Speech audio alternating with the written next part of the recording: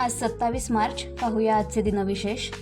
आजच्याच दिवशी 1667 रोजी छत्रपती शिवरायांची साथ सोडून नेताजी पालकर औरंगजेबाकडे गेले.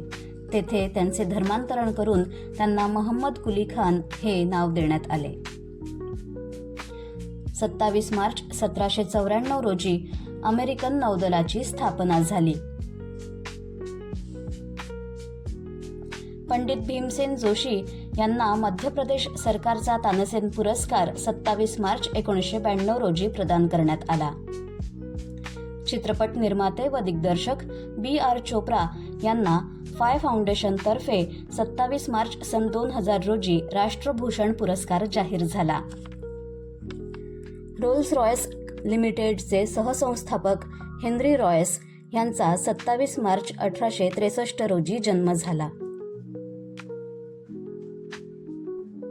डोनाल्ड डकचे निर्माते हास्यचित्रकार कार्ल बार्क्स यांचा 27 मार्च 1901 रोजी जन्म झाला.